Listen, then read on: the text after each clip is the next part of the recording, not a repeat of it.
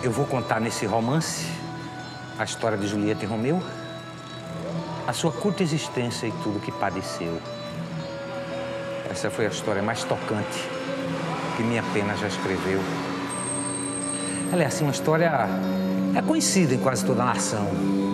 No teatro e no cinema, ela tem causado sensação, porém deixando amargas lembranças no mais brutal coração. Olhe o que sofreu a Julieta, quem como eu já tem lido. Todo o seu padecimento, como ele foi acontecido, depois de 6, 7 anos, ele ainda não foi esquecido.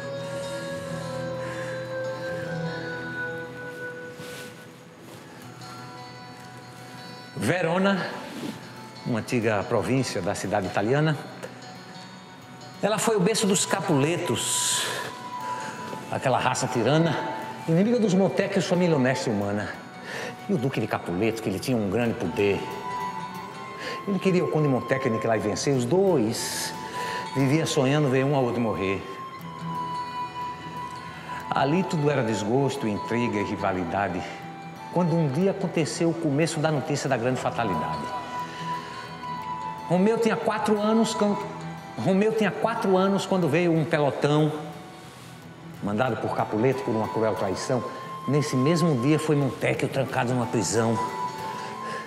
Ficou o Conde Montecchio ali trancado naquela prisão sombria. Ali o cabo ignorava se era de noite ou de dia, era preso, acorrentado, nem se mexeu, o pobrezinho não podia. Nessa hora sai do verso e voa a prosa para dizer que, para sua tortura ainda maior, Capuleto assassina a esposa do preso Montecchio na frente do filho Romeu criança.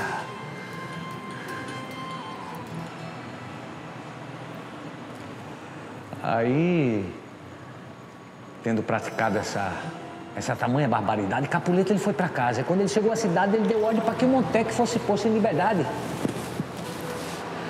Aí Montecchio, desesperado, saiu daquela prisão, dando uma mão pro filho e com um punhal na outra mão, ele foi chorar a sua sorte sozinho na solidão. 16 anos se passaram. E Romeu, ele sempre via assim o pai muito triste a suspirar. Mas o filho, no seu segredo, não podia penetrar não, porque como o pai nunca se abria, Romeu não quis perguntar. Mas quando o conde achou que ele estava maior, mais graúdo e por uma vingança podia tomar uma decisão, aí chamou-o secretamente e fez-lhe a comunicação. Olha, filho, preste-me atenção. O Duque de Capuleto, ele tem a nossa maldição porque a tua mãe, a minha esposa, matou com esse punhal sem ter compaixão. Aí no outro dia, Romeu, com um amigo delicado, ele viajou para Verona e o castelo do Ducado. Ele dizia para o amigo que o pai seria vingado. Esse amigo de quem falo que ia com Romeu, junto com ele se criara. Junto com ele cresceu, eles eram como 2 irmãos. Mercúcio era o nome seu. Pois bem, no dia em que os dois chegaram lá nas terras do Ducado, o aniversário da filha do Duque era celebrado. Eita, que o castelo estava em festa, ricamente embandeirado. Aí Romeu saltou do cavalo e combinou com um amigo. Eles entraram lá disfarçados naquele castelo antigo, pois ambos eram valentes e não fugiam do perigo. E os que estavam na festa tinham ido mascarados, assim fizeram os dois, entraram lá fantasiados. Ambos de castelo adentro, em capotes, meio que assim, embuçados. E lá dentro do castelo, lá dentro do castelo, tudo era alegria, sabe?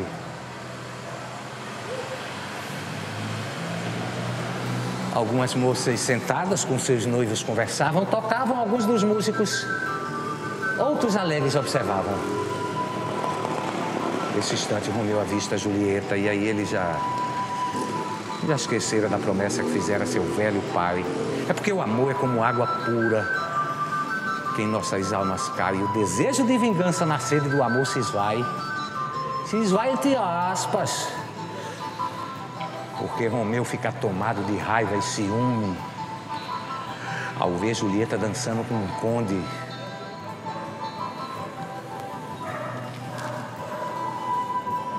Um conde de nome Paris.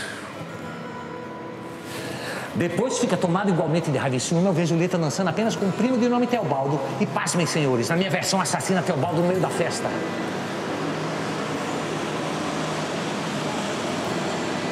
E quando fizeram 7 dias que Romeu fora preso, E quando fizeram 7 dias que Romeu fora preso por isso, aí numa noite ele viu na prisão um grande ruído, mas foi Julieta que apareceu, linda, envolta em branco vestido. Aí fugiram, subornaram os guardas. Assim Romeu com Julieta na capela casou. Debaixo dos pés de Cristo foi que ele se ajoelhou e diante de Deus por ela amor eterno jurou. E na lua de mel, o que se passou aqui, eita, eu digo ao público auditor, viu? Impossível descrever, tal foi a cena de amor. Imagino quem já tenha vivido um igual a dor. Mas para falar do que houve, eu uso versos conhecidos que não são da minha lavra, pois caíram em outro ouvido, mas eles dão a pálida ideia do que ali foi sucedido. Então que imagina o público aquela cena de noivado, o tempo em que estiveram ali aqueles dois abraçados, toques, beijos e êxtases trocados. Mas o dia, o sol já vinha assim entrando pela brecha da alvorada. Eles, coitados, eu pensava que ainda era madrugada. E Romeu, feliz, beijava o corpo da sua amada. Quando, porém, conheceram que o dia estava para chegar e da impossibilidade da união de ambos, pelo assassinato do primo de Julieta, Teobaldo, Romeu fugira para Manto, a terra do exílio, onde lá viveram o resto dos dias do seu idílio. Aí beijaram-se os dois amantes,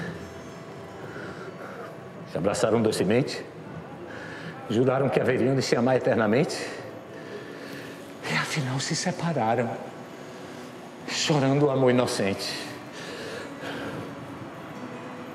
Logo após Romeu deixava a nobre e bela morada, Julieta foi correndo, soluçando, na varanda debruçada. Ela ficou lá em cima no seu quarto, espiando, até que Romeu se sumiu no galope no cavalo do pó da estrada. Eita, que daquele dia em diante Julieta não mais sorriu. Sonhando pelo jardim, nunca mais ninguém a viu. Do castelo de seu pai para canto nenhum mais ela saiu. Todos ficaram pasmados, assim perante a sua tristeza. Pensavam que era doença, a sua profunda frieza. Só a imagem de Romeu que ela se mantinha presa. Nessa hora sai do verso e voa a prosa para dizer que para sua tortura ainda maior, Julieta ameaça um suicídio perante o Frei Lourenço, caso ele não promova o encontro dela com Romeu. Porque ela em Verona e Romeu em Mantua. E o Frei lembra de um chá de dormideira, onde tomado em forma de alguns goles, a pessoa dormira por aproximadamente 24 horas, na intenção de ser um plano, ser enterrada e depois sair do túmulo e encontrar Romeu. Julieta aceitou tudo que o padre propusera. E à noite ela toma um narcótico, como o confessor dissera. E com pouco no castelo a sua mãe se desespera. E o povo seguiu o carro para sepultar na cidade. Eram mais de 1000 tocheiros dando a ela claridade. E o pai Capuleto, também sem saber do plano, arrependido, chorava na solidade. Foi aí que aconteceu a maior fatalidade. Porque antes que aquele amigo de Romeu, Mercúcio, lhe desse o aviso do plano lá em Mantua, ele, sem saber, vai para lá e lhe diz: Romeu, volta para Verona que Julieta morreu. E Romeu ficou como louco com a notícia que foi dada. Pegou então o veneno e cingiu ao cinto a espada e partiu com o projeto de morrer junto à armada. E chegou depressa o cavalo e como o raio partiu, num galope cego e doido como ninguém nunca viu. E a caminho de Verona, num minuto se sumiu.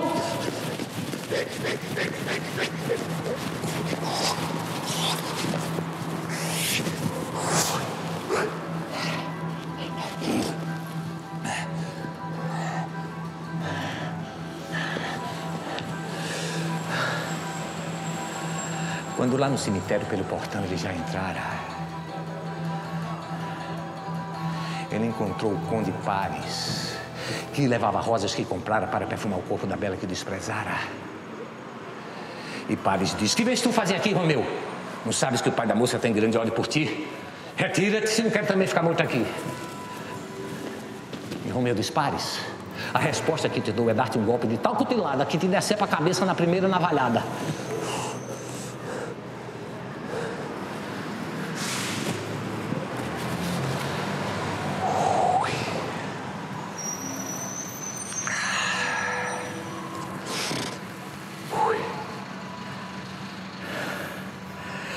Pobre Romeu, sem saber do plano, tira o veneno, bebe, e no caminho da morte.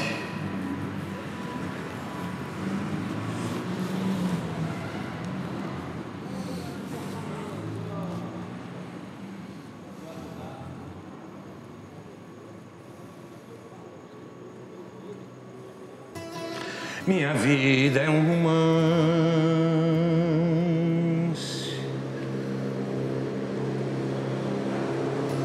de proezas e ilusões.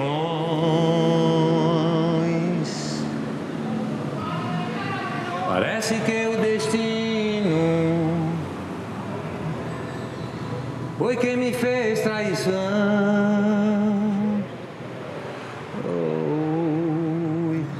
A esperança perdida, quando eu contar minha vida, dói em qualquer coração.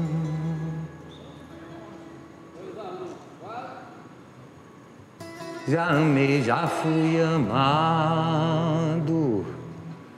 já vivi bem satisfeito, já gozei a mocidade, já tirei grandes proveitos. Hoje só resta a lembrança, a lembrança, a lembrança do amor que eu tive a ela. Numa noite de Santo Antônio,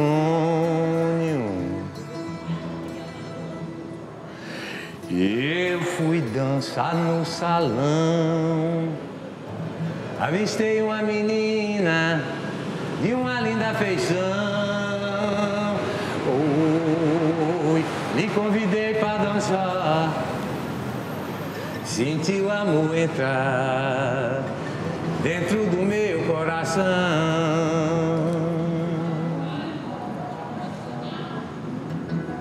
Um J, um U e um L, um I, um E, um T e um A. Julieta, Julieta, eram as letras do nome seu. Nunca mais tive a esperança depois que ela morreu.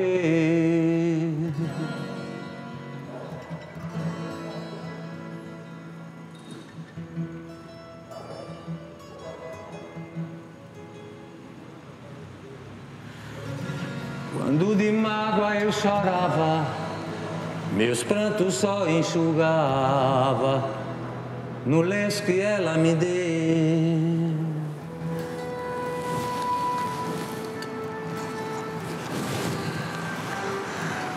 Nesse instante, Julieta, do seu sono, despertou.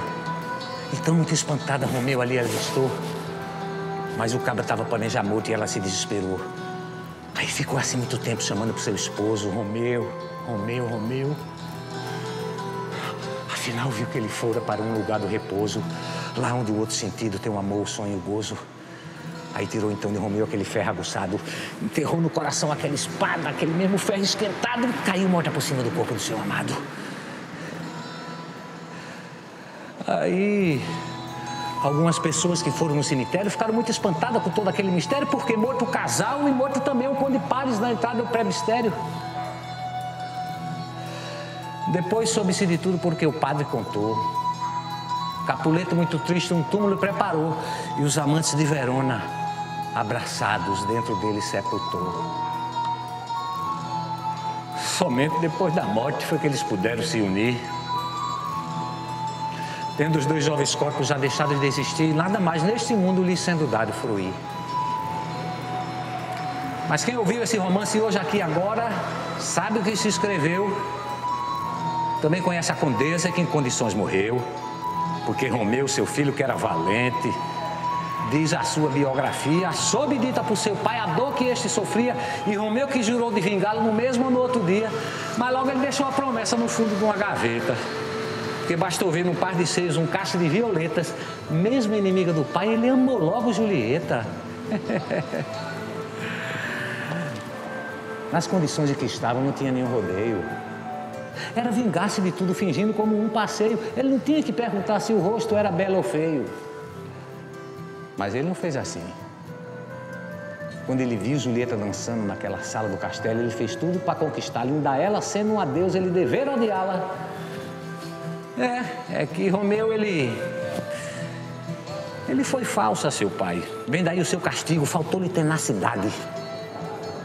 Ele não percebeu, digamos assim, o perigo de casar-se com a filha do seu maior inimigo. Foi esse o maior motivo da sua infelicidade.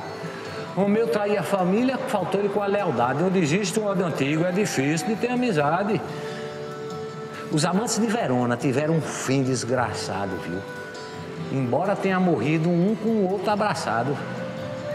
Porque Julieta apunhalou-se e Romeu foi-se envenenado.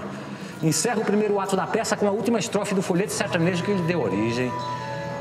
Quem odeia a covardia tem que dizer feito eu. Como Romeu não vingou-se de tudo que o pai sofreu, eu escrevi e gostei da história de Julieta e Romeu.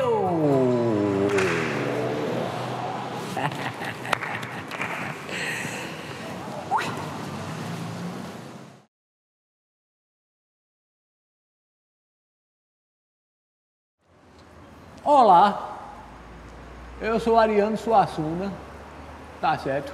E eu vim aqui para dizer para vocês que a literatura de cordel é um gênero literário popular, tá certo? Caracteristicamente brasileiro, não é? Com rebuscada métrica e um rigoroso vocabulário, tá certo?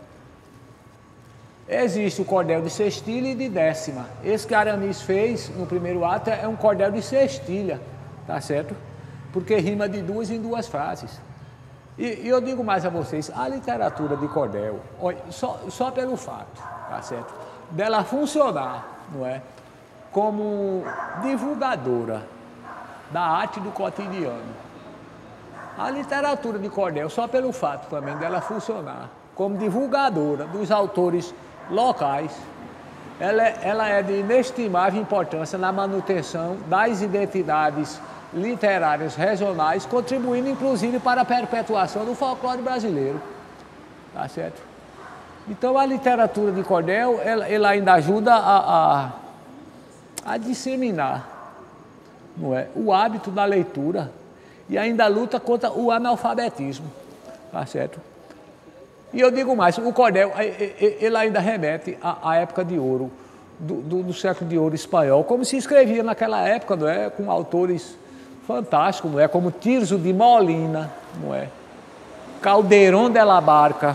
E já que eu fui para a Espanha, eu vou dizer a vocês que o próprio Miguel de Cervantes, ele dizia que a língua portuguesa, tá certo? É a língua mais sonora e musical do mundo. Você sabia disso, não é? Então, eu achei nada mais adequado do que fazer uma versão da língua portuguesa em cordel, porque para mim remete versos tão belos e sonoros quanto os da versão original de William Shakespeare. Tá certo? William Shakespeare. E de forma que antes mesmo do autor inglês escrever Romeu e Julieta, porque a versão dele é de 1590, antes da versão dele, tiveram outras versões de outros autores, que, aliás, até o inspiraram, não é? Porque, por exemplo, o Nassúcio Salernitano, em 1420, que ele viveu até 1475, ele escreveu uma peça chamada Il Novellino, não é? Depois dele veio Luís de da Porto, com outra peça, chamada Amante Veronese, não é? Aí Amante Veronese de Luís de da Porto também já tinha Tíramo e Tisbe, não é? Alguns personagens também de Decamerão, que é uma comédia de Giovanni Boccaccio. Ele botou um pouquinho de cada coisa. Aí depois veio uma outra versão, tá certo? De Matteo Bandello. Depois veio uma de Pierre de Bostot de Launay.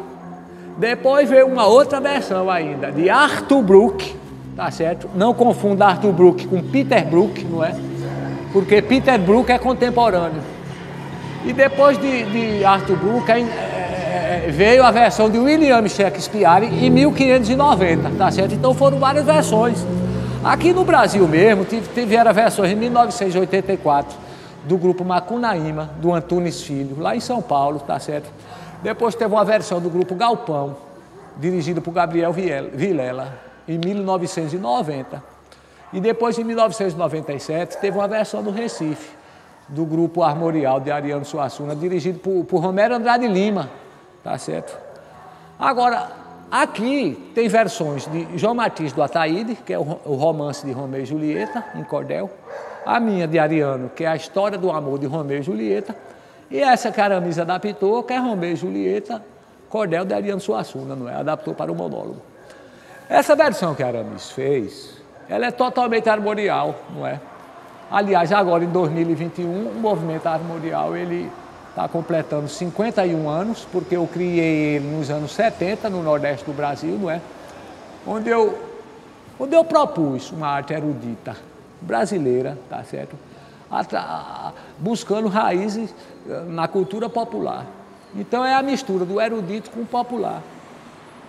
Esse personagem que o Aramis fez, ele é o romanceiro do Nordeste, tá certo? Ele tem o principal elo de ligação do espírito mágico, dos folhetos, do homem e da mulher do Nordeste, tá certo? Ele é o principal elo de ligação. E na cultura popular, minha gente, as leis que a regem não são as mesmas leis que regem o dia a dia, tá certo? Então, na cultura popular, o riso, o grotesco, isso são elementos essenciais, não é? E ele é passado de pai para filho, tá certo? De geração em geração, de forma oral. Não é através de livro nem de leitura, não. É o pai ou a mãe que chega para o filho e conta a história, e assim ele vai repassando por diante. Por exemplo, eu trouxe aqui isso aqui é o mestre Galdino. O mestre Galdino, que as esculturas do mestre Galdino, olha o jacaré dele. O jacaré dele, ele morde o rabo. Como é que o jacaré morde o rabo? Ele tem asa, ele tem chifre, ele voa. Sabe por quê? Porque na cultura popular, pode tudo, não é? Isso é uma escultura de Galdino chamada Se Cria Assim, que é o homem pensando, não é? Como é que se cria. Agora, eu estou agora, saí do teatro e fui um pouco para as artes plásticas para explicar para vocês o movimento armorial rapidamente. Se você observar a heráldica brasiliensis, que é a heráldica brasileira, não é? Ela é a arte e a ciência de descrever armas e brasões, tá certo? Então, por que eu estou mostrando esses brasões coloridos? Porque se você pega essa arte erudita brasileira, tá certo? E se você misturar aquela arte erudita com essa arte popular, que é uma gravura, tá certo, de J. Borges, que é esse famoso artista aqui, lá de Pernambuco, não é?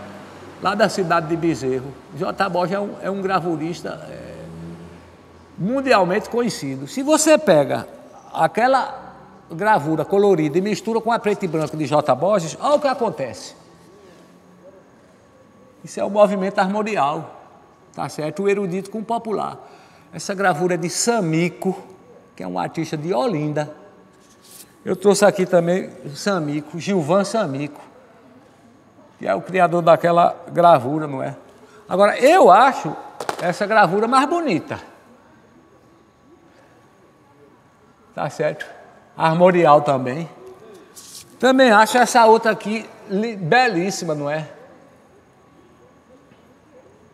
Sabe por quê? Porque essas gravuras são mais bonitas porque são minhas. são minhas de Ariano Suassuna, tá certo? As minhas gravuras, geralmente eu coloco um poema que já vem inserido nelas, não é? Onde eu situo os códigos de vingança do Nordeste, assim como eu situei nessa peça, porque a minha versão é totalmente diferente da de William Shakespeare. O motivo da vingança, o motivo da morte, é completamente diferente. Completamente diferente. E assim por diante, os autores vão modificando. Agora, eu acho interessante, antes de finalizar, algumas coisas que os personagens falam no original da peça inglesa de William Shakespeare. Por exemplo, o Frei Lourenço, quando ele vê Romeu, Julieta e Paris morto lá no cemitério no final, ele chama o pai de Julieta, o Capuleto, e diz: olhe, esses transportes aí violentos são igualmente violentos como o fogo e a pólvora que se consome ao se beijarem. O mais excelente mel torna-se repugnante pelo seu excelente gosto. Portanto, moderação. Moderação, tá certo? É o que ele fala. Assim como o Frei Lourenço, no original, ele vai dar o chá de dormideira para a Julieta e fala: olha, dentro do terno cálice, aqui, dessa débil flor, existe o veneno e o poder medicinal. Tá certo? Se ingerido por alguns goles, ficarás feliz e dormirás por aproximadamente 24 horas. Se ingerido por muitos goles, paralisará primeiramente o coração, portanto a morte. Ou seja, a diferença entre o veneno e o remédio está na dose. É a posologia. Tá certo? Eu acho também belíssima uma fala de quando Romeu vai jurar para a Julieta: Julieta, eu juro por essa lua que eu te amo tanto, que cobre de prata a copa dessas árvores frutíferas.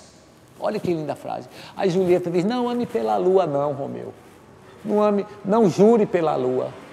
A inconstante lua que muda todos os meses em sua órbita circular, a fim de que você não se apresente variavelmente igual. Portanto, moderação. Moderação. Eu queria dizer para vocês também que a arte, não é? Ela é feita de sorveteria, ela tem de ter todos os sabores. Todos os sabores. Música, teatro, cinema, televisão. E dentro de cada arte ainda tem as subdivisões, não é? Só do teatro tem drama, comédia, tragédia, musical. Do cinema tem aventura, tem arte plástica, tem... Sabe por que eu estou dizendo isso? Porque a arte, ela desenvolve o lado direito do cérebro. Porque nós temos dois hemisférios no cérebro, o direito e o esquerdo, tá certo? E a arte, ela é responsável por desenvolver o lado direito do cérebro, porque desenvolve o raciocínio abstrato. E já que a arte desenvolve o raciocínio abstrato, e o Aramis fez aqui no primeiro ato uma tragédia, não é, porque envolvia a morte. Agora, eu vou contar para vocês, em tom de comédia, algumas histórias rapidamente, por causa do tempo, que aconteceram comigo, já que a arte é feita sobre sorveteria. Então, um pouquinho só para a comédia, tá certo? É porque é importante eu dizer para vocês que quando eu cheguei no Rio de Janeiro, lá na Academia Brasileira de Letras, tá certo? Eu fui entrando, aí um jornalista me chamou, um jornalista norte-americano, lá da terra de Tio Sam. Aí ele falou: Ariano, por que você mandou tirar essa placa que tinha aqui na academia, na entrada? Aula show de Ariano Suassuna. Você mandou tirar a palavra show e substituir por espetáculo. Espetáculo. Eu disse: perfeitamente. Sabe por quê? Eu falei para o jornalista americano: sabe por que eu tirei a palavra show? Porque na minha terra, lá na Paraíba, show é uma interjeição de espantar galinha. Show, show, show. É. Aí o jornalista pensou que eu estava brincando com a cara dele, foi ficando bravo comigo. E ficou me agulhando na entrevista, tá certo? Aí ele disse: Ariano, eu soube que você não gosta de computador. Eu disse: não, meu filho, ele é que não gosta de mim, o computador. Porque quando eu digo e provo. Porque eu fui escrever um artigo. Eu observei que no final tinha o meu nome lá para eu assinar. Quando eu fui observar o meu nome, ele rejeitou o meu nome e sugeriu um outro. Ou seja, o meu nome, que é Ariano Vilar Suassuna, tá certo? Ele rejeitou e sugeriu Ariano, vilão, assassino. Então ele é que não gosta de mim, tá certo? Mas eu gosto dele. Aí o jornalista foi, cada vez ele ia pensando que eu estava brincando com a cara dele. Aí ele foi ficando bravo comigo, tá certo? Aí ele disse assim, olha Ariano, eu soube que você é do dia 16 de junho, nascido nessa data, que é do signo de Gêmeos. Eu disse, perfeitamente. Mas qual é o problema com esse signo? Ele falou, não, Ariano, é porque toda pessoa que nasce nessa data, nesse signo aí, nessa época, é falso. Essas pessoas têm duas caras. Aí eu me virei para ele assim, chamei ele bem pertinho, chamei ele e falei assim, você acha que se eu tivesse duas caras, eu ia usar essa? Camarada chato, esse jornalista norte-americano, ele é lá da terra de Tio Sam. E para terminar, ele me falou assim, você não gosta do cinema norte-americano, por quê? Eu digo, olha, jornalista americano, eu não gosto, porque quando eu era criança, eu já fiquei um pouco traumatizado com o cinema de vocês, tá certo? Com os desenhos que eu via. Eu vi um desenho chamado Cinderela, não é de uma princesa, e eu fiquei impressionado como é que um príncipe, ele escolhe a sua princesa, ele não escolhe ela, não é pela sua beleza e pelo seu caráter, as duas coisas juntas, não é? Não, ele não escolhe por esses motivos, não. Nem pela beleza, nem pelo caráter, não. Ele escolhe pelo tamanho do pé. E que danado de princesa é aquela que tinha um pé que só o sapato só cabia no pé dela, no reino daquele condado todo. Danou-se. Depois eu fui assistir o filme Tarzan, aquele moço que vive na selva, no meio dos primatas, não é? Como é que naquela época, na selva, no meio dos primatas, aquele camarada era todo depilado? Eu não sei. Depois fui assistir outro desenho animado, dos Flintstones. Os Flintstones é aquele da família da época da pedra, não é? Pois bem, da idade da pedra. Eu estava assistindo desenho animado, daqui a pouco eles estavam comemorando o Natal. Mas como é que pode comemorar o Natal na idade da pedra se Jesus Cristo ainda não tinha nascido? Tá certo? Não é verdade? E para finalizar, eu fiquei bravo com o Tio Sam. Foi quando eu escrevi minha peça, O Alto da Compadecida, que é a minha peça mais famosa, não é? E eu observei que quando ela foi traduzida lá na terra desse jornalista, não é? Lá na terra de Tio Sam, vocês sabem como era o nome de um dos principais personagens da peça, que é o João Grilo. O João Grilo, não é? Aquele que era amigo do Chicó. Pois bem, vocês sabem como era o nome de João Grilo, lá nos Estados Unidos? John Cricket. John Cricket não dá, tá certo? Não dá. Sabe por quê, minha gente? Porque o riso, ele vem, tá certo? Do mais nobre e importante sentimento da terra, que é o amor. O Carlitos, que era o genial personagem de Charlie Chaplin, tá certo? Ele queria transformar as coisas através do amor. E diante aí de sua impotência, vem a essência de sua personagem, que é uma triste alegria cômica, porque mesmo o pobre ele era feliz, porque felicidade não precisa de culpa não, por causa do riso, por causa do amor. Muito obrigado, boa noite, tenham todos amanhã um bom dia.